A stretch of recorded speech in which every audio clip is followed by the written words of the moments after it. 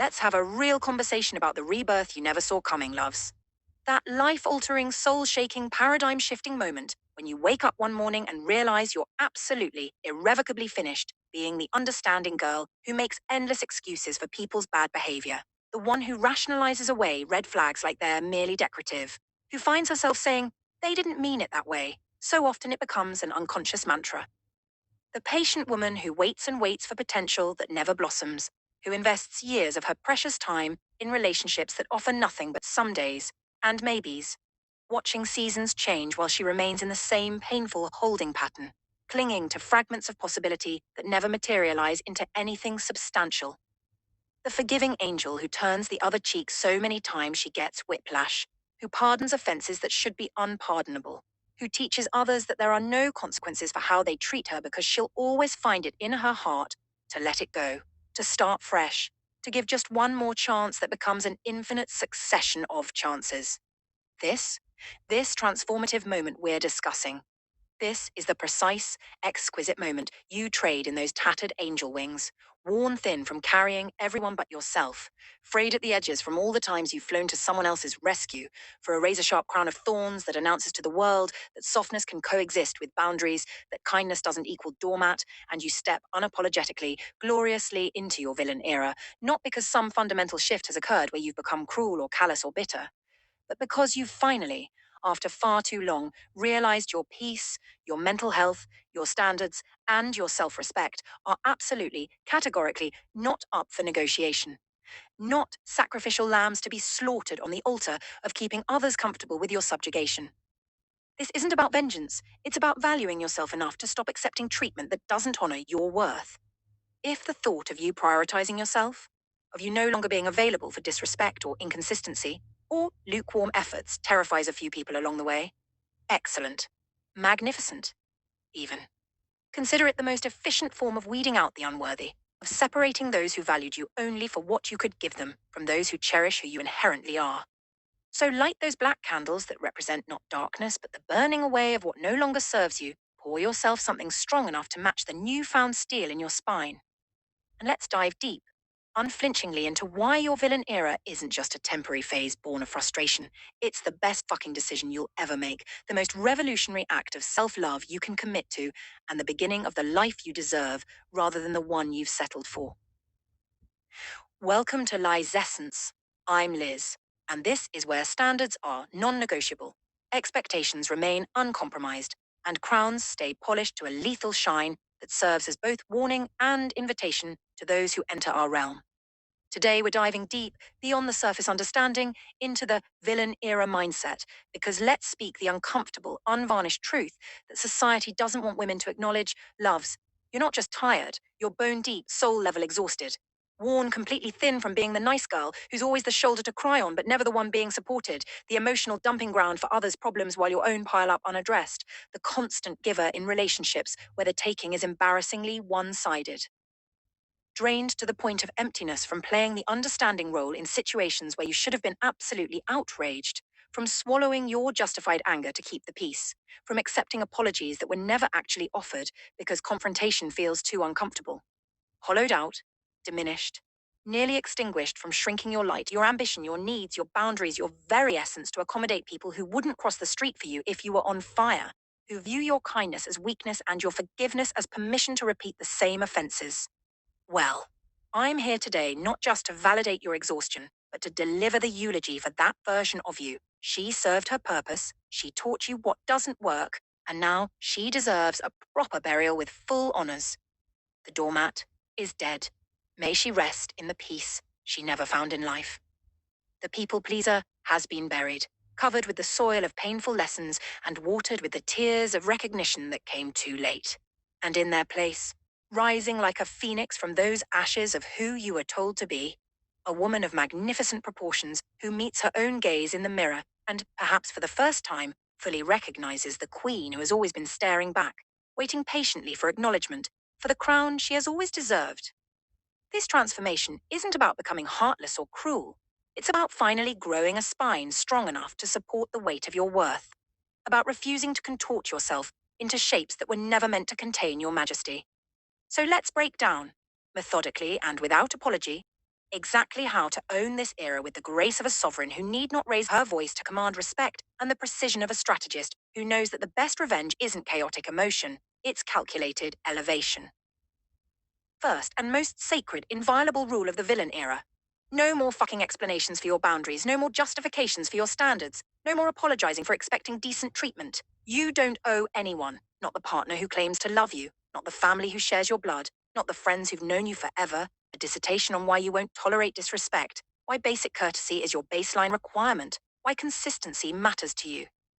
You don't need to prepare PowerPoint presentations with bullet points and pie charts to explain why you're done accepting breadcrumbs when you deserve the whole bakery, why you refuse to celebrate mere effort when results are what matter, why you've decided that mediocrity in how others treat you is no longer acceptable. You don't need to draft lengthy texts explaining why you've decided to walk away from situations that drain more than they fulfill, from people who take more than they give, from dynamics where your worth seems forever up for debate rather than inherently understood. A true villain, a woman in her power, doesn't justify her standards to those who question them. She acts on them with unwavering conviction. She doesn't beg, plead, or negotiate for basic human decency like it's a luxury she hasn't earned. She demands it as the entry fee to her presence and attention. The minimum price of admission to her world, and if it's not freely given, offered without prompting. She doesn't throw a tantrum or make desperate attempts to force compliance. She simply, regally leaves the table, taking all her gifts and light with her. So the next time some overgrown toddler of a man masquerading as an adult or fair weather friend, who appears only when they need something, has the audacity, the unmitigated gall to question your standards, as if they're up for democratic vote rather than sovereign decree, try this devastatingly effective approach. A slow, deliberately sensual sip of your drink as you let the silence stretch uncomfortably between you, one perfectly arched brow that speaks volumes your lips need not say, and a smile so chilling, so devoid of the warmth they've come to expect from you that it could freeze hell over as you simply state, with the calm certainty of someone who knows her value isn't determined by popular opinion. I don't recall asking for your opinion on boundaries that exist to protect me, not accommodate you. Then watch, truly observe, how quickly they scramble to backtrack, to reframe, to explain away their questioning when they realize, with dawning horror, that the nice girl they took for granted, the one who would laugh off disrespect to keep others comfortable, has been permanently replaced by a woman who knows her worth, isn't just a concept, but a lived reality she enforces without apology. Second immutable law of the villain era. Your peace, that precious internal tranquility, that hard-won mental sanctuary, is not, under any circumstances, to be considered collateral damage for someone else's comfort or convenience. It is not a negotiable asset to be traded away for approval. It is sacred, inviolable territory to be guarded with the ferocity of a mother protecting her young, which means, quite simply and non-negotiably, that no one, regardless of their history with you or their supposed importance in your life, gets to disrupt it without facing immediate and permanent consequences. Not the ex who conveniently remembers you exist at 2 a.m. when he's drowning in loneliness and liquid courage, who thinks your healing and progress are less important than his momentary need for validation or comfort. Not the toxic family member who swears with tears and drama that they've changed this time, that things will be different, that they've finally learned their lesson. Spoiler alert, that shouldn't need repeating. They haven't changed in any meaningful way. They've simply developed new vocabulary to describe the same destructive patterns. And certainly not the potential partner who treats consistency like it's advanced quantum physics rather than basic human decency, who makes promises with the same casual disregard as changing their outfit, who expects you to celebrate crumbs of effort as though they're three-course meals. In your fully realized villain era, you don't merely block people temporarily as some kind of punitive timeout measure. You erase them from your story completely, permanently, with the merciless precision of an editor redacting classified state secrets, leaving no trace of their presence in your narrative.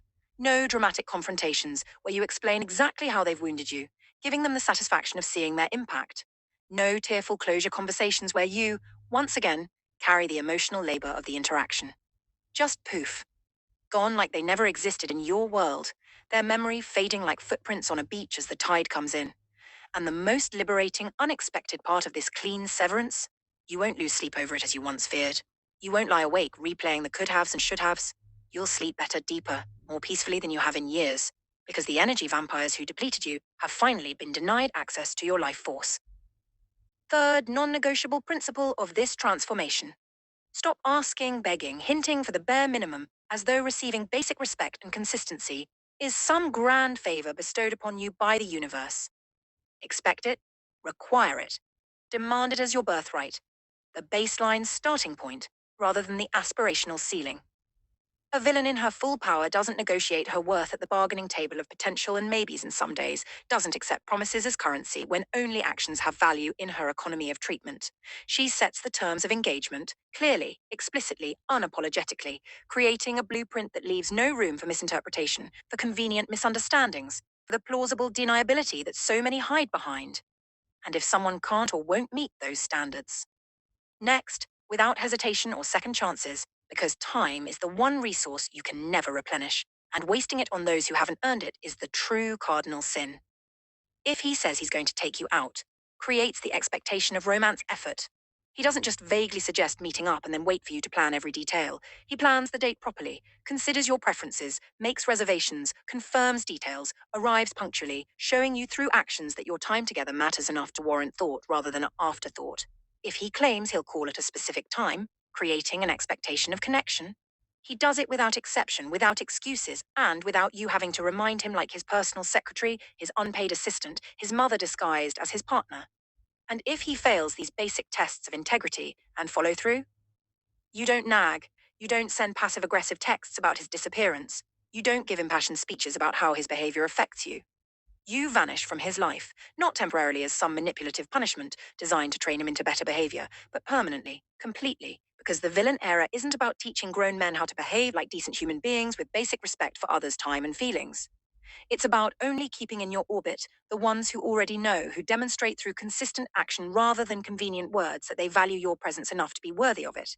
And if that ruthless but necessary standard leaves you alone for a while, walking the path of life with your own company rather than inferior companionship, good, necessary, healing.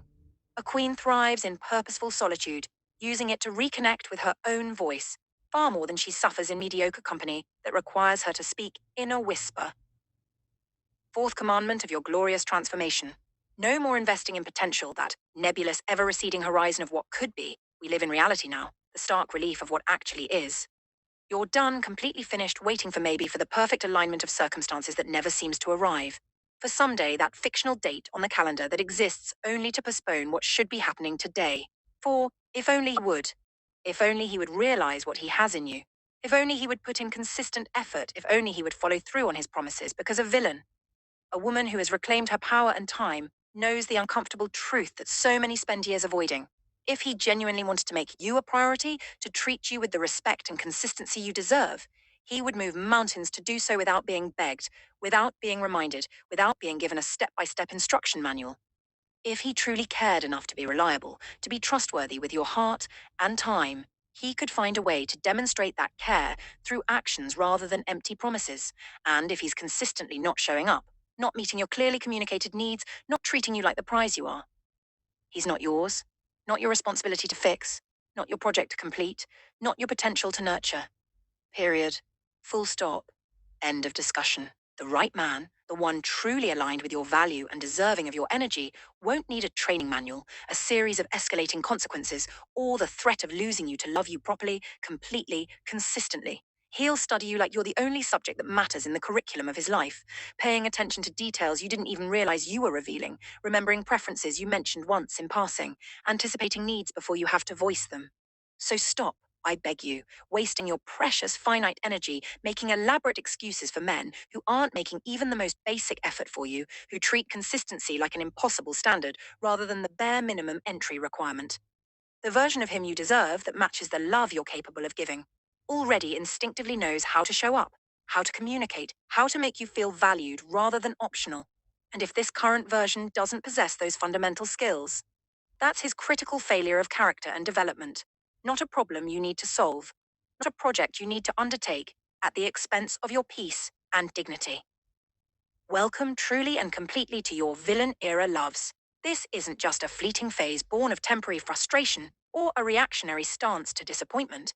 It's the chapter, the volume, the entire revised edition of your life, where you finally, gloriously refuse to apologize for taking up space, for having needs, for expecting those needs to be met without having to fight for basic consideration. The rain, the dynasty, the empire, where you choose yourself. First, always, without guilt or justification. Not from a place of selfishness, but from the deep understanding that you cannot pour from an empty cup, that you cannot give what you don't first give to yourself, that your own oxygen mask must be secured before you can help anyone else with theirs. The profound awakening, the revolutionary realization, the transformative understanding where you walk away, not with drama, but with quiet dignity, from anything and anyone that doesn't serve your highest self, that doesn't contribute to your growth, that doesn't honor the divinity within you. And if that newfound backbone, that uncompromising standard, that refusal to accept less than you deserve, terrifies the wrong people in your life, let it send shivers down their spines. Let it keep them awake at night.